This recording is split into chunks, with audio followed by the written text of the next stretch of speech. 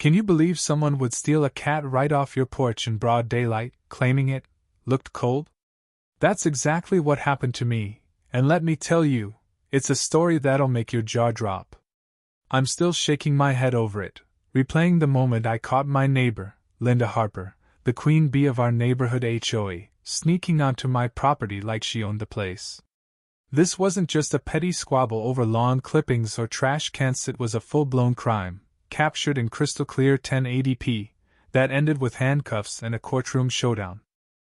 It all started in our tidy little suburban haven, Willow Creek, where the houses are neat, the lawns are manicured, and the HOA rules are thicker than a phone book.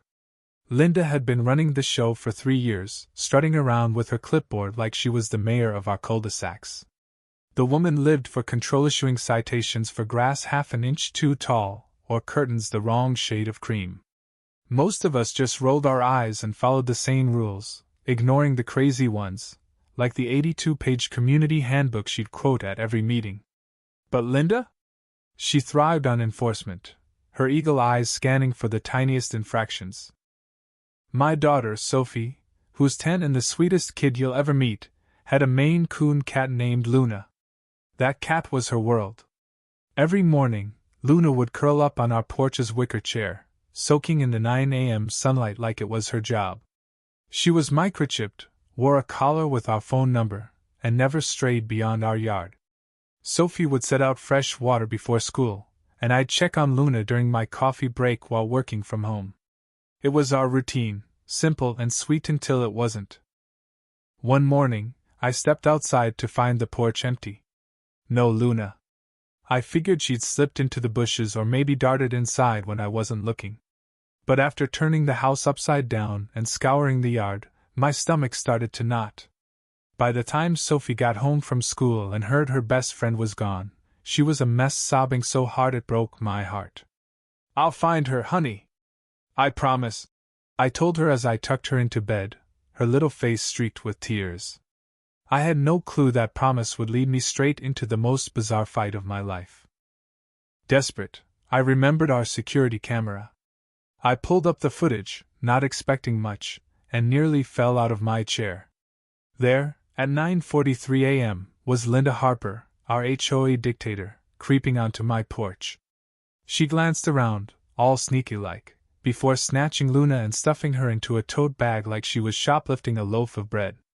No note, no call, just straight-up theft, bold as you please. I rewound it 3 times, my blood boiling as I watched her smug face check over her shoulder and saunter off with my kid's cat. I called my neighbor Tom, the only sane person on the HOA board. "She did saw what saw?" he gasped when I told him. "That's not just an HOA violation, that's a crime. You're going over there, right?" You bet I was. I grabbed my keys, hands shaking, and drove the 3 blocks to Linda's picture-perfect colonial house.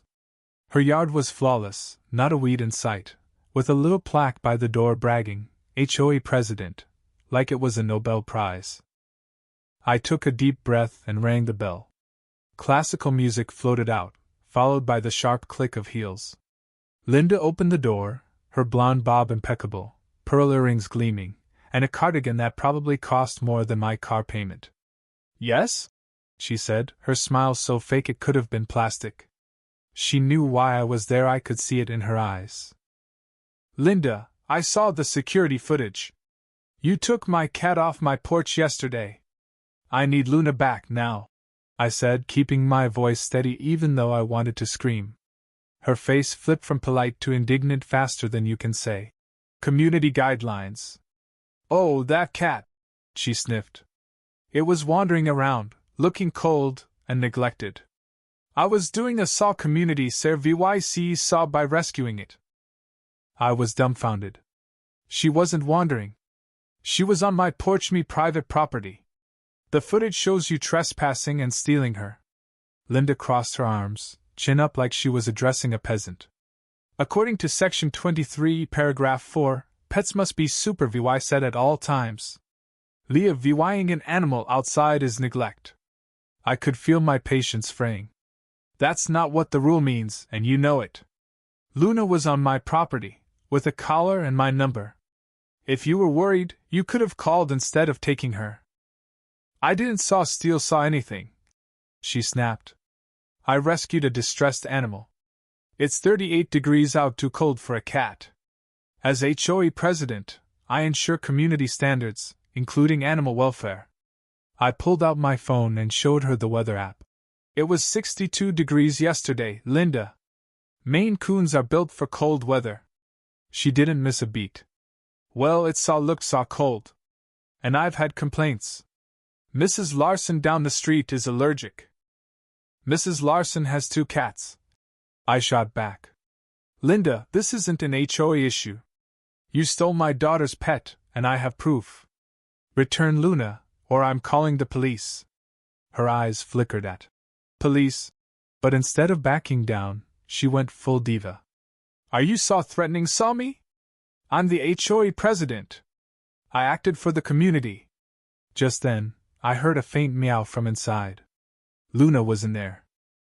I hear my cat, I said, my voice hard. This is your last chance before this gets ugly. Linda stepped back, already closing the door. Leave. If you have an issue, bring it to the next HOA meeting. The door slammed in my face, Leah VYing me stunned. Did she really think she could get away with this? I dialed 911, my hands trembling but my resolve ironclad. While waiting for the cops, I shared the footage with a few neighbors who'd also been burned by Linda's HOA attorney. Word spread like wildfire, and by nightfall, our neighborhood's Facebook group was a war zone. Linda, clueless as ever, posted a photo of Luna on her couch, wrapped in a blanket, with the caption, "Rescued this poor neglected creature today. Some people shouldn't have pets." The audacity was unreal. Neighbors piled on, sharing their own Linda horror story finds for unauthorized mailbox colors, warnings for kids' bikes in driveways. What started as my fight was now a rebellion. The next morning, Officer Daniels arrived. I showed him the footage and Linda's post, which basically admitted she took Luna. So, she stole your cat and then bragged about it online? He asked, baffled. Yup, I said. My daughter's been heartbroken. Luna's family. He shook his head. I've seen HOA spats, but this takes the cake. Let's go talk to her. When Linda opened her door and saw me with a cop, her face was a mix of shock and fury. Mrs. Harper, Officer Daniels started, all business. I'm here about a stolen cat. You took a pet from this man's property without permission. Linda's eyes blazed. This is absurd. I was rescuing it. That cat was abandoned in the cold. Daniels didn't flinch. Ma'am, I've seen the footage. The cat was on private property, and your post confirms you took it. HOA presidents don't have legal authority to remove pets. I was protecting it, she shrieked. He left it outside. What kind of owner does that? Daniels stayed calm. If you were concerned, you should have called animal control, not taken it yourself. Return the cat now. Linda, in a move that stunned even me, doubled down. The cat's happier here. I bought it premium food and toys. I'm a better owner. Daniel's patience snapped. Mrs. Harper, I'm not asking. Return the cat, or I'm arresting you for theft and trespassing. Linda gasped. Arrest me? Over a cat saw? Over theft, Daniels corrected. The law doesn't care if it's a TV or a pet, especially when it's family. Linda shot me a look that could have melted steel, but finally, with a huff, she stomped inside and came back with Luna. My heart leapt as I took her, her familiar purr calming my nerves. Thank you, officer, I said, ignoring Linda's glare. But Daniels wasn't done. Mrs. Harper, I need your ID. I'm writing a report, and the DA will decide on charges. Linda paled. A report? I gave the cat back. A crime was committed, Daniels said. Trespassing and theft don't vanish because you returned it. As he wrote her citations, Linda's usual swagger crumbled, replaced by stammered excuses. 2 weeks later, Linda faced Judge Thompson in court. The security footage played on a monitor, showing her sneaking onto my porch and grabbing Luna. Mrs. Harper, the judge said, her tone icy. HOAs maintain community standards, not grant you the right to invade private property and steal pets. Your actions show a reckless disregard for the law. Linda tried to interrupt, but the judge shut her down. I've heard enough. For petty theft and trespassing, I'm fining you due la $2,000 plus court costs. I'm also issuing a 1-year restraining order barring you from the plaintiff's property. Linda's jaw dropped. Due la $2,000? For rescuing a neglected cat? This is outrageous. I'll appeal. The judge didn't blink. That's your right, but with this EVY dinke, I wouldn't add VYSE it. Your lucky felony charges weren't filed, which could have meant jail. As the gavel fell, Linda's perfect world where she ruled Willow Creek like a queen came crashing down.